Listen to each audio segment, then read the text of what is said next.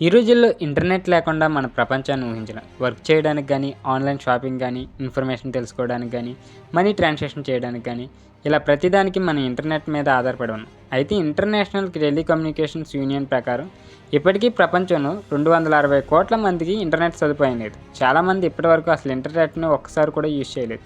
దీనికి కారణం పేదరికం, చదువు లేకపోవడం కొంత కారణమైతే మెయిన్ రీజన్ సరైన ఇన్ఫ్రాస్ట్రక్చర్ లేకపోవడం. అంటే మారుమూల ప్రాంతాలకు అంటే గ్రామాలకు కేబుల్ టవర్స్ వంటివి వేయడం కష్టం, అలాగే ఎక్కువ కాస్ట్ అవుతుంది. అందుకే ఈ సమస్యను తీర్చడానికి ప్రపంచంలో ఏ మూలన్న పొలాలు, అడవులు, పర్వతాలు, ఎడారులు, సముద్రాల్లోని దీవులు ఇలా ఎక్కడైనా ఇంటర్నెట్ని అందించడానికి ఎలన్ మస్క్ స్టార్లింక్ అనే ఒక కంపెనీని స్టార్ట్ చేశారు.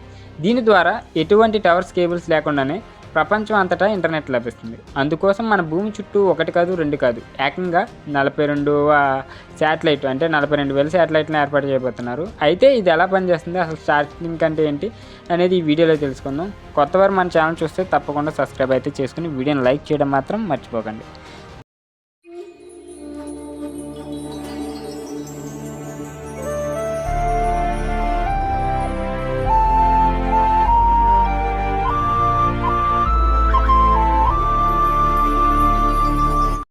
ఇప్పుడున్న ఇంటర్నెట్ వరకు ఎలా పనిచేస్తుంది అనేది సింపుల్గా చెప్పుకుందాం. అయితే ఇప్పుడు ఇంటర్నెట్తో డేటా యాక్సెస్ చేయాలనుకుంటున్నామో అది మనకి చాలా దూరంలో అమెరికా వంటి దేశాల్లో డేటా సెంటర్లో స్టోర్ అయి ఉంటుంది. అక్కడ నుండి ఫైబర్ ఆప్టిక్స్ ద్వారా ప్రపంచం అంతటా ఇంటర్నెట్ ట్రాన్స్మిట్ అయితే అవుతుంది. సముద్రం లోపల కొన్ని వేల కిలోమీటర్ల దూరం పాటు ఈ కేబుల్స్ అన్నీ కలిపి ఒక నెట్వర్క్లో ఏర్పడతాయి. కేబుల్స్ నుండి రోటర్స్ వరకు వచ్చి అక్కడ నుంచి మనకి ఇంటర్నెట్ వస్తుంది. ఇప్పుడున్న ఇంటర్నెట్లో అయితే దాదాపు 99% ఇలా సముద్రాల్లో ఉన్న ఫైబర్ ఆప్టిక్స్ ద్వారానే ట్రాన్స్మిట్ అవుతుంది. ఇలా ఇంటర్నెట్ని శాటిలైట్స్ ద్వారా కూడా పంపించవచ్చు. కానీ ఈ శాటిలైట్లు స్పేస్లో భూమికి 35,000 కిలోమీటర్ల దూరంలో ఉంటాయి. అంత దూరం ఉండటం వల్ల ఇంటర్నెట్లో చాలా డిలే అవుతుంది, చాలా స్లోగా కూడా ఉంటుంది. అందుకే ఫైబర్ ఆప్టిక్స్ అయితే మనకి ఈజీగా అయితే ఉంటుంది. సో ఇలా స్లోగా ఉండటం వల్ల అందుకే ఫైబర్ ఆప్టిక్స్ని యూజ్ చేస్తున్నారు. ఒకవేళ మీరు అసలు ఇంటర్నెట్ ఎలా వర్క్ అవుతుంది అనేది క్లియర్గా తెలుసుకోవాలంటే సో మళ్ళీ దీనికి ఇంటర్నెట్ ఎలా పనిచేస్తుంది అనే దానికి కంప్లీట్ ఒక వీడియో అయితే చేస్తాను. ప్రపంచంలో ప్రతి ప్రాంతానికి ఈ కేబుల్ టవర్స్ ద్వారా అయితే ఇంటర్నెట్ అందించడం కష్టం. అందుకే ఎలన్ మస్క్ స్టార్లింక్ అనే సర్వీస్ స్టార్ట్ని అయితే చేశారు. దీనిలో భాగంగా మన భూమికి 550 కిలోమీటర్ల ఎత్తులో స్పేస్లో ఎర్త్ ఆర్బిట్లో ఈ స్టార్లింక్ శాటిలైట్ని ఏర్పాటు చేశారు. ఒకటి కాదు, రెండు కాదు, ఇప్పటివరకు దాదాపుగా 7,000 శాటిలైట్ ఆల్రెడీ లాంచ్ చేశారు. అవి మన భూమి చుట్టూ తిరుగుతున్నాయి. మొదటిసారిగా 2019లో స్పేస్ ఎక్స్ అనే కంపెనీ రాకెట్ ద్వారా ఒకేసారి 60 శాటిలైట్ని అయితే ఒక బ్యాచ్గా పంపింది. ఈ 60 శాటిలైట్ను పార్కింగ్ ఆర్బిట్ అనే ప్లేస్లో ఉంచారు. అక్కడ నుండి ఒక్కొక్క శాటిలైట్ విడిపోతూ భూమి చుట్టూ అలాగా స్ప్రెడ్ అయ్యాయి. ప్రతి శాటిలైట్కి ఓపెన్గా ప్రొపెల్లర్స్ ఉంటాయి. ఈ శాటిలైట్ని ఎక్కడ కావాలంటే అక్కడ వెళ్ళేలా చేస్తాయి. సో అలా వాటి ఆర్బిట్లో వెళ్ళిన తర్వాత ప్రతి శాటిలైట్ కూడా గంటకి 27,000 కిలోమీటర్ల వేగంతో భూమి చుట్టూ తిరుగుతూ ఉంటాయి. అంటే ప్రతి శాటిలైట్ కూడా గంటన్నరలో భూమి చుట్టూ ఒక రౌండ్ కంప్లీట్ చేస్తుంది. అంత స్పీడ్తో తిరుగుతున్నాయి కాబట్టి అవి ఆ ఆర్బిట్లో ఉండగలుగుతున్నాయి. అంతకన్నా స్లోగా తిరిగితే భూమికి ఉన్న గ్రావిటీ వలన భూమిని వాటిని కిందకి లాగేస్తుంది. ఉదాహరణకు మనం ఒక బాల్ తాడు కట్టి వేగంగా తిప్పితే అది కూడా గాల్లో తిరుగుతుంది. సో ఆ తిప్పే వేగాన్ని స్లో చేస్తే బాల్ కిందకి పడిపోతుంది. ఇది కదా, అంతే. ఇప్పుడు ఈ స్టార్లింక్ సిస్టంలో ఏ కాంపోనెంట్స్ ఉంటాయో చూద్దాం. ముందుగా భూమి మీద కొన్ని చోట్ల గ్రౌండ్ స్టేషన్లు ఏర్పాటు చేస్తారు. అవి ఇంటర్నెట్కి కనెక్ట్ అయ్యి ఉంటాయి. అలాగే మనం టీవీ ఛానల్స్ చూడటం కోసం ఇంటిపైన డిష్లు ఏర్పాటు చేసుకుంటాం కదా, అలాంటి శాటిలైట్ డిష్ ఉంటుంది. ఇది మన ఇంటిపైన అమర్చుకోవాల్సి ఉంటుంది. ఆ ఇంటిపైన ఉండే ఈ టీవీ డిషెస్ కేవలం శాటిలైట్ నుండి వచ్చే టీవీ సిగ్నల్ రిసీవ్ చేసుకుంటాయి. అంతేగాని ఇవి ఎటువంటి డేటాను కానీ సిగ్నల్స్ కానీ మనం పంపలేం. కానీ స్టార్లింక్లో అయితే యూజ్ చేసే డిష్ అనేది శాటిలైట్ నుండి వచ్చి ఇంటర్నెట్ డేటాని రిసీవ్ చేసుకుంటుంది. అలాగే సౌండ్ కూడా చేస్తుంది. ఈ స్టార్లింక్ డిష్కి రౌటర్ కనెక్ట్ అయ్యి ఉంటుంది. సో అప్పుడు ఈ శాటిలైట్ ఒక భూమి మీద ఉన్న గ్రౌండ్ స్టేషన్కి కనెక్ట్ అయి ఉంటుంది. అలాగే మరోవైపు మన ఇంటిపైన ఉండే డిష్కి కూడా కనెక్ట్ అయి ఉంటుంది. అంటే శాటిలైట్ ఈ రెండింటిని కనెక్ట్ చేస్తుంది. నెక్స్ట్ ఇప్పుడు స్టార్లింక్ అనేది ఎలా పనిచేస్తుందో చూద్దాం. ఉదాహరణకు మీరు మీ ల్యాప్టాప్లో ఏదైనా సెర్చ్ చేస్తే మన ఇంట్లో ఉండే యూజర్ టెర్మినల్ అంటే డిష్ అనేది స్పేస్లో ఉండే శాటిలైట్కి రిక్వెస్ట్ పంపిస్తుంది. అప్పుడు ఆ శాటిలైట్ ఆ రిక్వెస్ట్ తీసుకొని దాని దగ్గరలో భూమి మీద ఉన్న గ్రౌండ్ స్టేషన్కి పంపిస్తుంది. మనం ముందు చెప్పుకున్నాం కదా, ఈ గ్రౌండ్ స్టేషన్ ఇంటర్నెట్ కనెక్ట్ అయ్యి ఉంటుందని. సో ఇంటర్నెట్లో కూడా ఆ డేటా సెర్చ్ చేసి ఆ డేటాను మళ్ళీ గ్రౌండ్ స్టేషన్కి ఈ శాటిలైట్ పంపిస్తుంది. ఆ శాటిలైట్ ఆ డేటాను తీసుకుని తిరిగి మన ఇంటిపైన ఉన్న స్టార్లింక్ డిష్కి అయితే పంపిస్తుంది. ఆ డిష్ మన ఇంట్లో ఉన్న రౌటర్ ద్వారా మన ల్యాప్టాప్కి ఇన్ఫర్మేషన్ పంపిస్తుంది. ఈ ప్రాసెస్ అంతా చాలా ఫాస్ట్గా జస్ట్ మిల్లీ సెకండ్స్లో జరిగిపోతుంది. అయితే ప్రతి డిష్కి కూడా ఒక ఫీల్డ్ ఫ్యూ ఉంటుంది. ఆ ఫీల్డ్ ఫ్యూకి మనం వచ్చిన శాటిలైట్కి డిష్ కనెక్ట్ అవుతుంది. సో మనం ఏదైనా ఇంటర్నెట్లో సెర్చ్ చేసి రిక్వెస్ట్ పంపించినప్పుడు ఆ రిక్వెస్ట్ తీసుకోవడానికి ఆ ఫీల్డ్లో ఖచ్చితంగా ఒక శాటిలైట్ తప్పనిసరిగా ఉండాలి. కానీ ఈ శాటిలైట్లో తిరుగుతూ ఉంటాయని చెప్పుకున్నాం కదా. సో డిష్ ఫీల్డ్ వే నుండి ఒక శాటిలైట్ పక్కకు వెళ్ళగానే మరో శాటిలైట్ ఆ ఫీల్డ్లో ఎంటర్ అవుతుంది. అప్పుడు డిష్ ఆ శాటిలైట్తో కనెక్ట్ అవుతుంది. ఇలాగ ప్రతి 4 నిమిషాలకు డిష్ ఒక శాటిలైట్ నుండి మరొక శాటిలైట్కి స్విచ్ అవుతూ ఉంటుంది. అయితే ఈ స్పేస్లో ఉన్న శాటిలైట్ అన్నీ కూడా హై స్పీడ్ లేజర్స్కి లింక్ అయ్యి ఉంటాయి. ఒకదానితో ఒకటి కమ్యూనికేషన్ చేసుకుంటూ ఇన్ఫర్మేషన్ ట్రాన్స్మిట్ చేసుకుంటాయి. ఇలా శాటిలైట్ కలిసి ఒక నెట్వర్క్తో ఏర్పడతాయి. అలాగే ఒక శాటిలైట్ మరొక దానితో ఢీ కొట్టకుండా ఆటోమేటిక్గా వాటితో పాటు అడ్జస్ట్ చేసుకుంటూ, అలాగే ఇప్పుడు నార్మల్గా ఇంటర్నెట్ సర్వీసులు అందిస్తున్న కొన్ని శాటిలైట్ కూడా మన భూమికి దాదాపు 35,000 కిలోమీటర్ల ఎత్తులో ఉన్నాయి.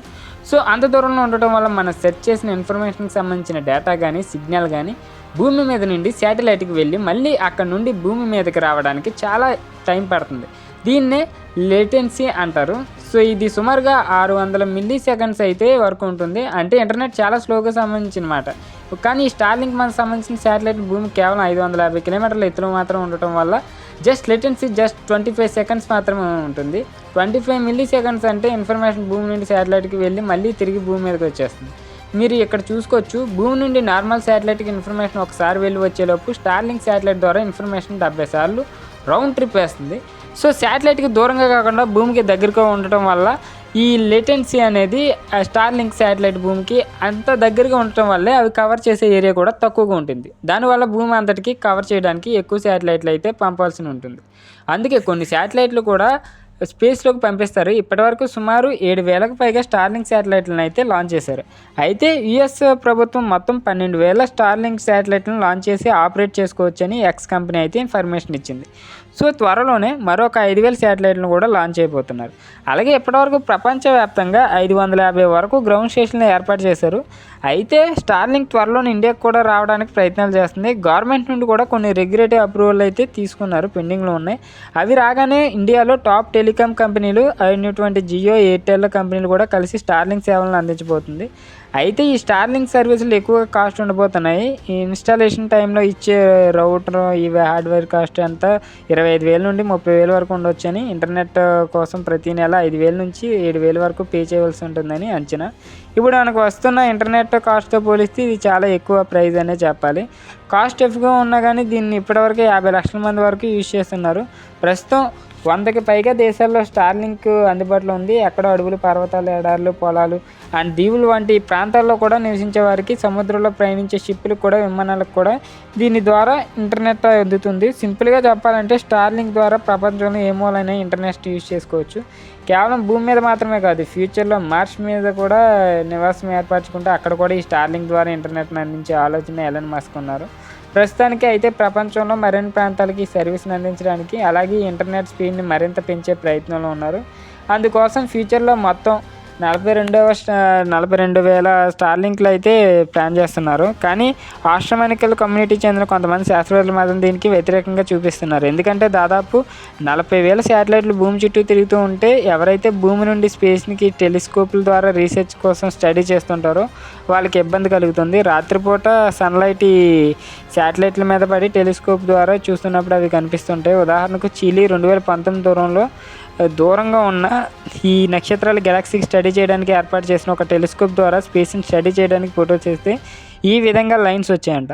సో అవి స్టార్లింక్ శాటిలైట్కి సంబంధించినవే. ఇవి భూమి మీద నుండి రీసెర్చ్ చేసిన సైంటిస్టులకు ఇది చాలా ఇబ్బంది కలిగిస్తుంది. అందుకోసం స్టార్లింక్ టీమ్ అండ్ బెట్నెస్ని తగ్గించడానికి డిజైన్ మార్చాలని అయితే, రిఫ్లెక్ట్ కానీ మెమరీలు అయితే శాటిలైట్ ఓరియంటేషన్ మార్చాలని అయితే ఈ కొంతమంది శాస్త్రవేత్తలు అయితే చెప్తున్నారు.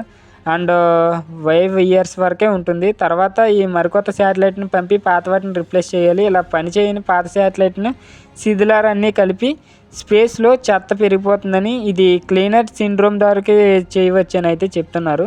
ఇక అంటే 2 శాటిలైట్లు ఢీకొంటే మరిన్ని ముక్కలుగా విడిపోతాయి. ఆ ముక్కలు మరిన్ని శాటిలైట్లు ఢీకొట్టడానికి అవకాశం ఉంటుంది. కాబట్టి ఒక వైవ్ చైన్ ఇలాంటి రియాక్షన్లా మారుతుందని చెప్తున్నారు. కానీ స్టార్లింక్ టీం మాత్రం అలా జరగదని, లైఫ్ అయిన తర్వాత ఆ శాటిలైట్ని మళ్ళీ భూమి మీద అట్మాస్ఫియర్లోకి ఎంటర్ అయ్యేలా చేస్తే అవి అట్మాస్ఫియర్లోకి ఎంటర్ అవ్వగానే ఫ్రిక్షన్ కారణంగా పూర్తిగా బర్న్ అయిపోతాయని చెప్తున్నారు. అయితే ఇది సరిపోదు అన్నట్టు ప్రస్తుతానికి శాటిలైట్ ఇంటర్నెట్ బిజినెస్లో స్పేస్ ఎక్స్కి చెందిన స్టార్లింక్ లీడర్గా ఉంది. కానీ ఈ స్టార్లింక్కి కాంపిటీషన్గా అమెజాన్ అండ్ వన్బే కూడా కంపెనీలు కూడా హై స్పీడ్ ఇంటర్నెట్ని ఇచ్చే సర్వీస్ స్టార్ట్ చేయడానికి శాటిలైట్ని లాంచ్ చేసే పనిలో ఉన్నాయి. అమెజాన్ ప్రాజెక్టు కైబర్ని స్టార్ట్ చేసి దీనిలో భాగంగా 32,000 శాటిలైట్లు లాంచ్ చేయడానికి ప్రయత్నాలు చేస్తుంది.